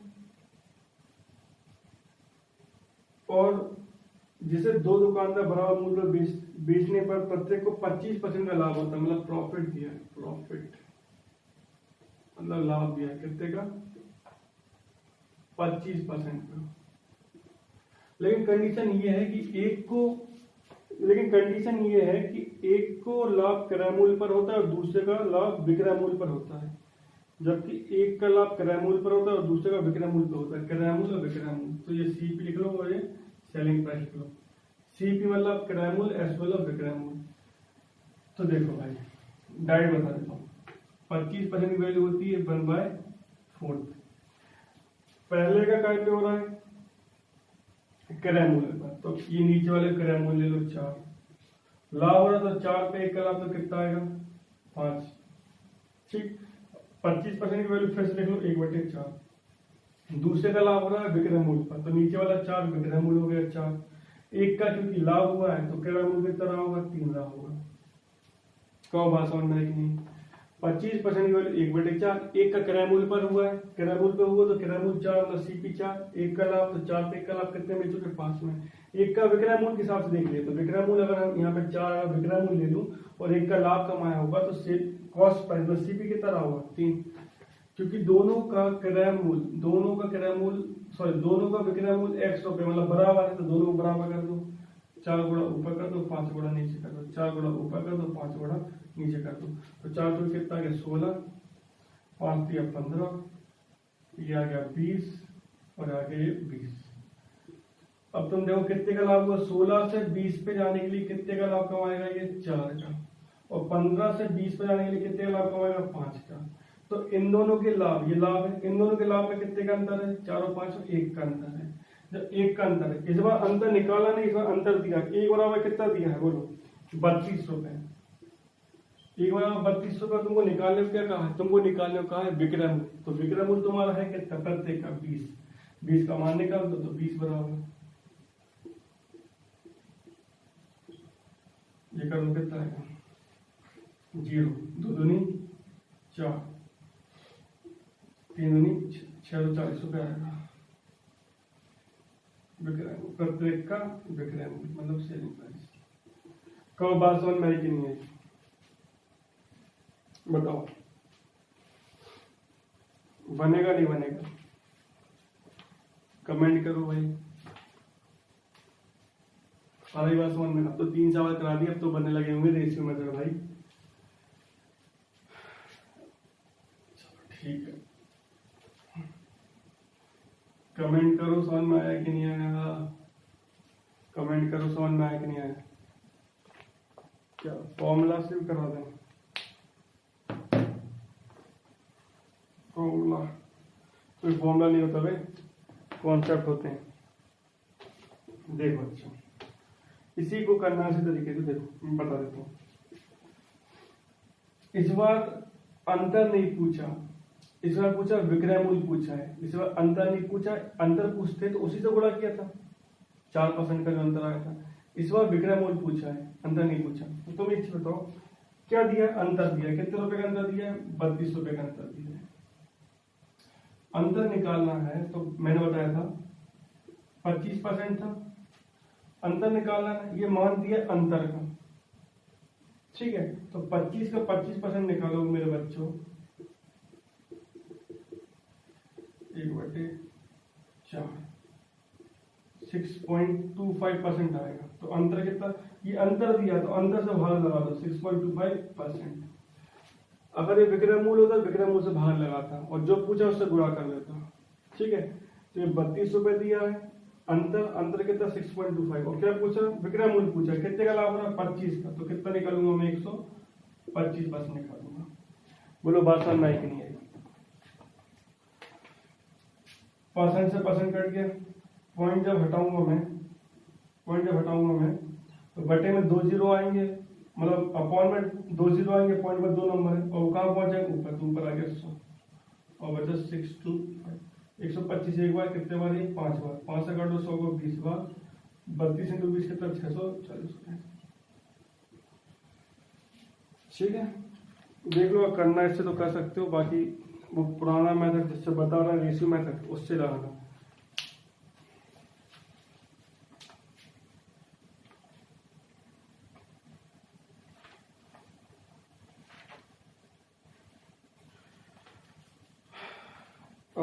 अब जो 23वां सवाल जो मैं करा रहा हूँ, 23 उसमें फॉर्मूला नहीं चलेगा, मतलब ये जो निकाल के कॉन्सेप्ट निकाला ना ऐसे करने का, उसमें ही चलेगा नहीं। हो सकता है कि आने वाले फ्यूचर में उसमें मैं बता दूं, ऐसा कोई जरूरी नहीं है, लेकिन अभी उसी मेथड से करना पड़ेगा, रेशियो मेथड से। ठीक है,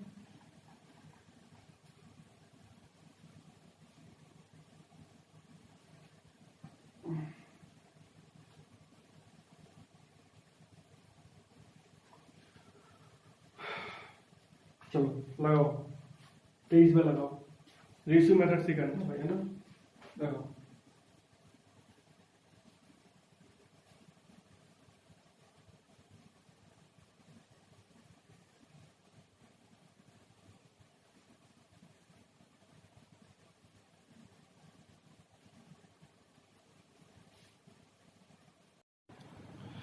तेईसवा सवाल लगाओ भाई, 23वां सवाल क्या बोलता है, पढ़ो, लगाओ।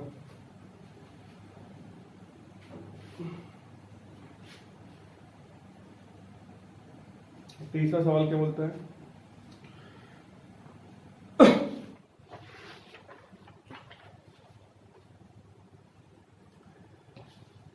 क्या कहा, अरविंद लाभ प्रतिशत विक्रय मूल्य पर जबकि आशु क्रय मूल्य पर ज्ञात करते हैं। उनके लाभ का अंतर 160 रुपए है और प्रत्येक को क्रमशः 60% और 50% का लाभ हो, तो विक्रय मूल्य बराबर हो, तो विक्रय मूल्य ज्ञात कीजिए। ठीक है, थोड़ा हिंदी समझने की कोशिश करिए। विक्रय मूल्य बराबर है किसका, अरविंद और आशु का। एक अरविंद है और एक है आशु।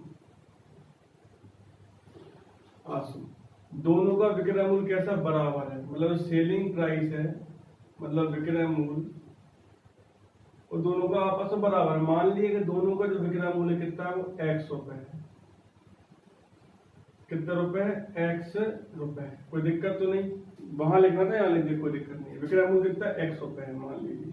ठीक है, और उनके जो लाभ का, प्रॉफिट का जो अंतर है, प्रॉफिट मतलब लाभ का जो अंतर है, वो दिया है कितना, वो दिया 160 रुपए। ठीक है, अब बोलते हैं कि 60% और 50%। 60% मतलब 60% किसके बारे में बात करेगा, अरविंद। 60% पहले दिया है और किसी के बारे में बोला नहीं है, तो स्टार्टिंग में जिसका नाम दिया था उसी के बारे में बात होगी। तो 60% का लाभ होता है, 60% का होता है प्रॉफिट, और होता है 50% का प्रॉफिट। तो अरविंद ने 60% की वैल्यू निकालो, कितनी, अब डायरेक्ट लिखेंगे, कितना है, 3/5, और 50% की वैल्यू कितनी है, 1/2। तो सबसे पहले यहाँ पे लिख लो सीपी, मतलब किराया मूल्य, यहाँ पे लो सेलिंग प्राइस, विक्रय मूल्य। तो पहले अरविंद के बारे में बात करें, तो अरविंद बोलता है कि वो विक्रय मूल्य पर अपना लाभ परसेंट निकालता है, विक्रय मूल्य पर। तो नीचे वाला जो 5 है, 60% किसके बारे में बात होगा, अरविंद के बारे में बात करेगा, क्योंकि अरविंद पहले सवाल में अरविंद के लिए बात हुई है, और प्रॉफिट परसेंट की बात करें तो 60% पहले आया था, ये अरविंद को बतलाएगा। तो 60% वैल्यू 3/5, और अरविंद जो प्रॉफिट परसेंट, लाभ परसेंट दिखता है, वो विक्रय मूल्य पर दिखता है, सेलिंग प्राइस पर। तो नीचे वाला मान सेलिंग प्राइस जाएगा, मतलब विक्रय मूल्य जाएगा, क्योंकि 5 पर 3 का लाभ हो रहा है, तो 5 पे यदि 3 का लाभ होगा, तो अगर विक्रय मूल्य 5 है, मतलब सेलिंग प्राइस 5 है, और 5 में बेचे और 3 का लाभ कमा रहे हो, तो किराया मूल्य कितना रहा होगा, 2 रहा होगा। फिर दूसरी बात, आंसू किस पर कैलकुलेट करता है, कॉस्ट प्राइस पर, किराया मूल्य पर। तो नीचे वाला किराया मूल्य जाएगा 2, और 1 का लाभ कमाता तो कितने में बेचेगा, 3 में बेचेगा। ठीक, इतनी बात समझ में आई कि नहीं, कहो भाई, इतनी बात समझ में आई कि नहीं आई। अब देखो, क्योंकि दोनों का विक्रय मूल्य एक ही है, एक ही प्राइस पर बेचते हैं, तो विक्रय मूल्य सेम होना चाहिए। 5 और 3 को सेम करने के लिए क्या करेंगे, 3 का गुणा ऊपर कर दो, 5 का गुणा नीचे कर दो। 3 का यहाँ पे किया, 3 का यहाँ पे करना पड़ेगा, 5 का यहाँ पे, तो 5 का यहाँ पे करना पड़ेगा। तो ये 3 दूनी कितना हो जाएगा 6, 5 दूनी कितना हो जाएगा 10, 5 के कितना हो जाएगा 15 और 5 के कितना हो जाएगा 15। अब देखो तुम लोग कि 6 की चीज 15 में बेचे तो कितने का लाभ होगा 9 का। 10 की चीज 15 में बेचे तो कितने का लाभ हुआ 5 का, और लाभ का अंतर कितना दिया है 4 का, जो कि किसके बराबर होगा 160 रुपए के अंतर के बराबर। तो 4 पे 160, तो 1 पे कितना आएगा 40 रुपए, 4 एकम 4, 4 चौके 16 और 0 का 0, 1 पे कितना 40। क्या बोलते हैं विक्रय मूल्य निकालना, विक्रय मूल्य कितना x रुपए मानना है, x रुपए मतलब सेम प्राइस, और यहाँ पे x का मतलब कितना, दोनों का विक्रय मूल्य कितना है 15, 15 का मान निकाल दो, 1 का गुणा सेट कर दो, 1 15 गुणा सेट कर दो, सॉरी 15 गुणा सेट कर दो, 15 गुणा सेट कर दो, 15 चौके 60 कितना है 600 रुपए। कहीं कोई दिक्कत, कोई समस्या, समझ में आ रही मेरी बातें? चलिए नेक्स्ट सवाल देखिए। अभी वो शॉर्ट तरीके से नहीं हो पाएगा क्योंकि उसमें वैल्यू अलग अलग दी है, ठीक है ना, उसके लिए सेकंड टाइम के लिए बने रहिए, हो सकता है आने वाले टाइम उसका भी मैं कोई मेथड निकाल दूं, ठीक है। इसके लिए कोई शॉर्ट तरीका देखते रहिए आने वाले टाइम तक, हो सकता है आने वाले टाइम में इसके पास इसके लिए मेरे पास दूसरा मेथड है, ठीक है ना। वो तो क्या होता है प्रैक्टिस करते हैं तो दिमाग में ये सब चीजें आती है कि सवाल ऐसे भी कर सकते हैं, सवाल ऐसे भी कर सकते हैं, तो वही चीजें तो धीरे धीरे हर चीज हो जाती है, ठीक है ना। तो अभी तो बेसिकली आप इस तरीके से कर लीजिए इसको रेशियो से।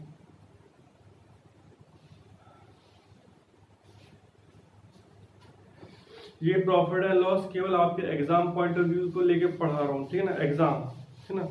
बाकी जब प्रॉफिट एंड लॉस एक दो बार यदि मैं कभी पढ़ाऊंगा तो आप उसको भी अच्छे से पढ़ना, लेकिन ये जो 90 सवाल है ना आपके एग्जाम में बहुत इंपॉर्टेंट रहेंगे, मतलब ये 90 सवाल आपके एग्जाम के हिसाब से बहुत ज्यादा, क्योंकि सवाल आपके पेपर में ऐसे ही आते हैं, इससे अलग नहीं आते, इसी टाइप के आते हैं।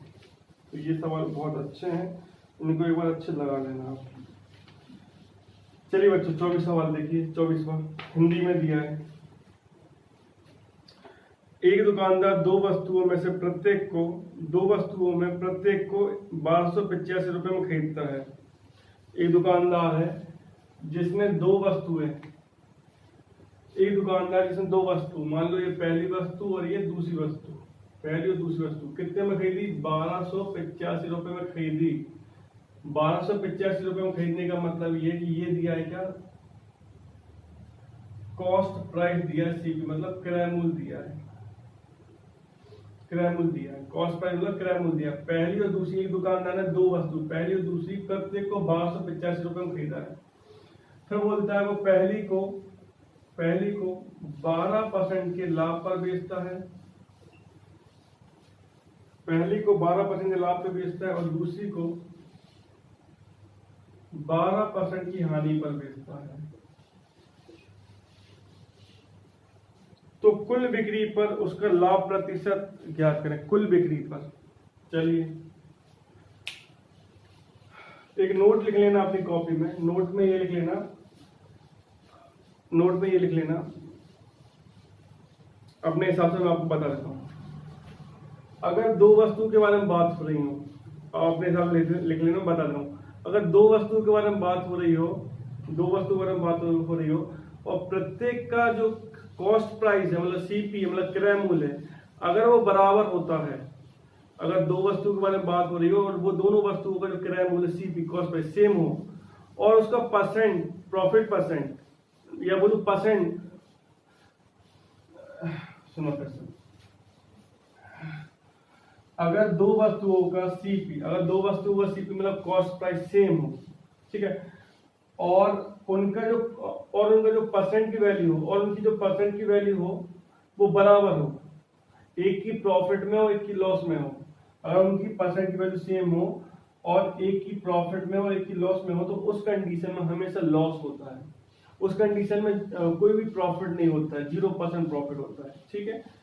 अगर सीपी सेम होगा और 2% की वैल्यू दी हो और प्रत्येक की वैल्यू सेम हो और एक पर प्रॉफिट हो रहा हो एक पर लॉस हो रहा हो, तो उस कंडीशन में 0% प्रॉफिट होता है। ऐसा क्यों, देखो अभी मान लो कि यदि 2 मिनट के लिए सब भूल जाओ, मान लो कि मैंने सीपी 100 रुपए माना, मान लो कि मैंने कॉस्ट प्राइस कितना माना 100 रुपए, मैंने सीपी मान लिया, किराया मूल्य मान लिया 100 रुपए, दोनों का प्राइस सेम है।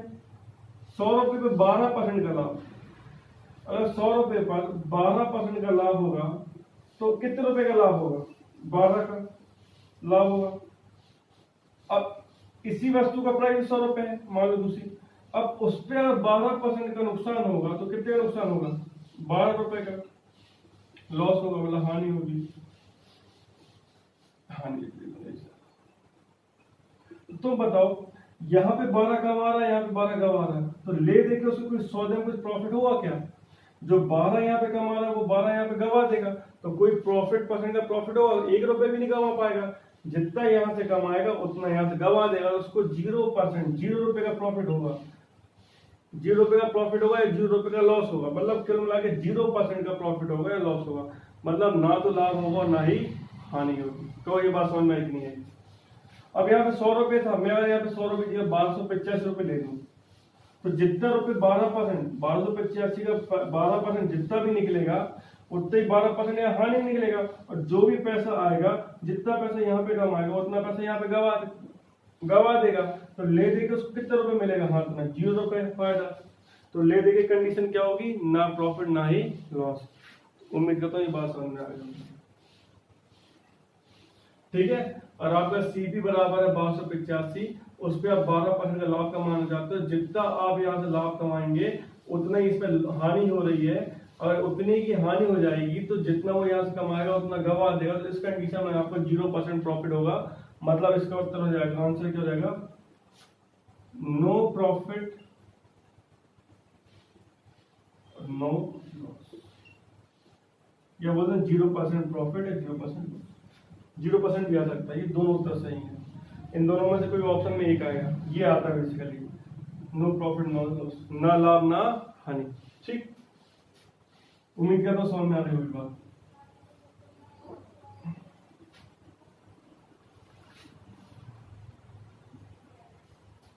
इसका आगे दूसरा सवाल देखें, 25वां सवाल देखें। एक दुकानदार दो वस्तुओं में प्रत्येक को 9,285 रुपए में बेचता है। इसमें बेचने की बात हुई है। एक दुकानदार दो वस्तुओं में प्रत्येक को, दो वस्तुओं को, ये पहली वस्तु और ये दूसरी वस्तु, 9,285 रुपए में बेच रहा है मेरे बच्चे। बेचने का मतलब होता है ये सेलिंग प्राइस, मतलब क्या दिया है? विक्रय मूल्य दिया है। ठीक है, इस बार आपका सीपी नहीं दिया, कॉस्ट प्राइस नहीं दिया, क्रय मूल्य नहीं दिया, इस बार दिया सेलिंग प्राइस, विक्रय मूल्य दिया है। 1985 रुपए बेचता है, और पहली कंडीशन में उसे 20% का क्या होता है मेरे बच्चे? लाभ होता है, और दूसरी कंडीशन में उसे 20% की हानि होती है। देखो डायरेक्ट बता देता हूं। अभी अपन ने क्रय मूल्य देखा था, जब भी दो वस्तुओं का क्रय मूल्य बराबर होगा, परसेंट की वैल्यू प्रॉफिट और लॉस में अगर सेम होगी, अगर परसेंट की वैल्यू प्रॉफिट और लॉस में सेम होगी, लाभ और हानि सेम होगी, तो उस कंडीशन में 0% प्रॉफिट होता है। लेकिन अगर दो वस्तुओं का विक्रय मूल्य बराबर होता है और उनकी परसेंट की वैल्यू सेम हो प्रॉफिट और लॉस की, तो उस कंडीशन में हमेशा लॉस होता है। लॉस किससे होगा? लॉस होगा मतलब हानि परसेंट होगा, वो होगा x/10 का होल स्क्वायर से। कितने परसेंट से आपकी हानि होगी? यहां पर x बताएगा, x% मतलब वो वैल्यू जिसके बारे में हम बात कर रहे हैं, प्रॉफिट और लॉस के बारे में। x% क्या होगा? ये वाली वैल्यू। तो आप यहाँ पे देखो कैसे निकालेंगे? x का मान यहाँ पे ले लो कितना? 20। x का मान कितना? ये वाली वैल्यू, न्यूमेरिकल वैल्यू। x का मतलब ये वाली वैल्यू, तो x मतलब 20, 20 बटे में कितना? 10। इसका दिया होल स्क्वायर, ये परसेंट, 0 0 कट के 2 का स्क्वायर कितना? 4% लॉस हो जाएगा। बताओ बात समझ में आई कि नहीं आई?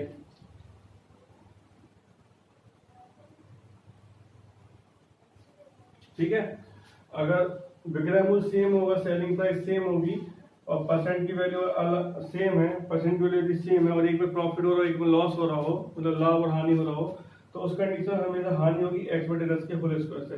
और x मतलब वो वैल्यू जो सेम दी है, कितनी दी है? 20। परसेंट या बाहर लगा है ना, ये परसेंट नहीं लिया मैंने, परसेंट बाहर लगाया क्योंकि ना, तो 20/10, 0 0 कट गया, 2 का स्क्वायर कितना? 4, तो 4% की क्या होगी? हानि होगी। ठीक है, बेसिक से कोई जरूरी नहीं, डाइट कर लो, कोई दिक्कत नहीं। इसके आगे देखो,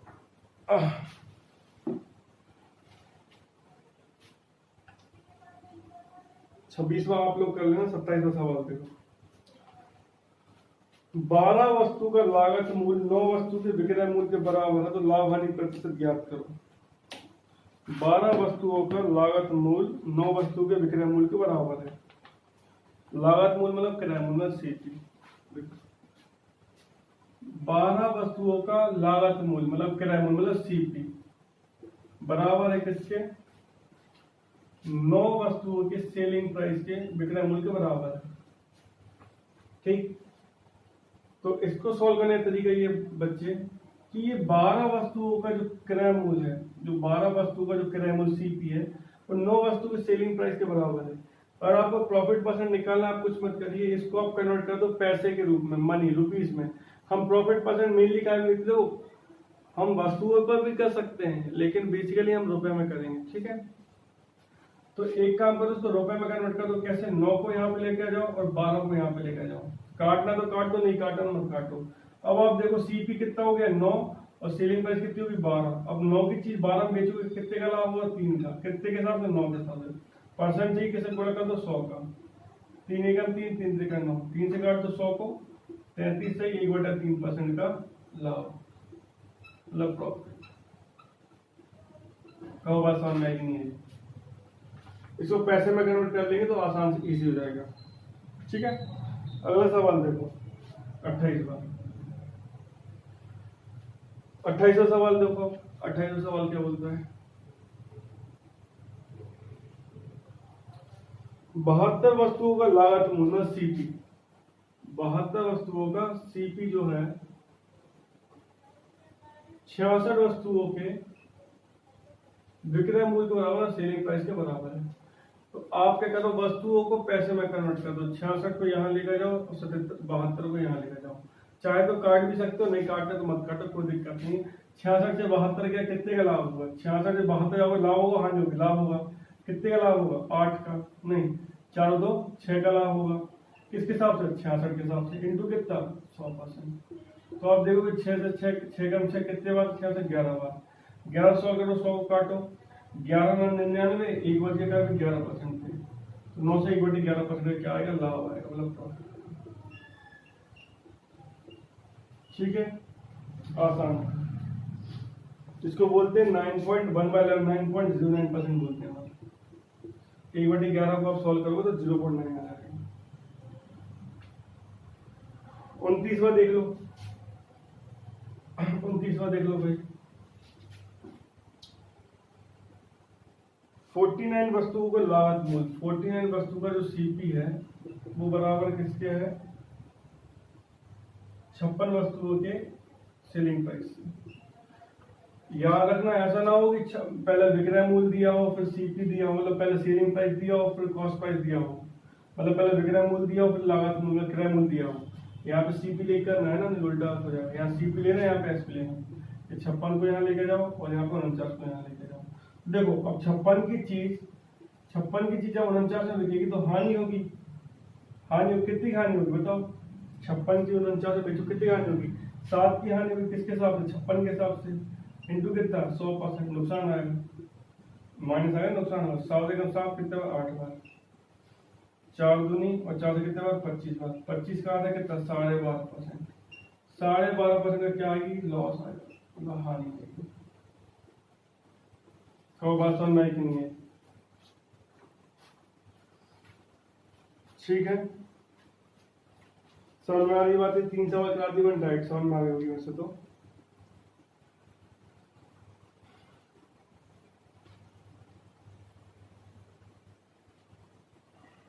आगे देखो,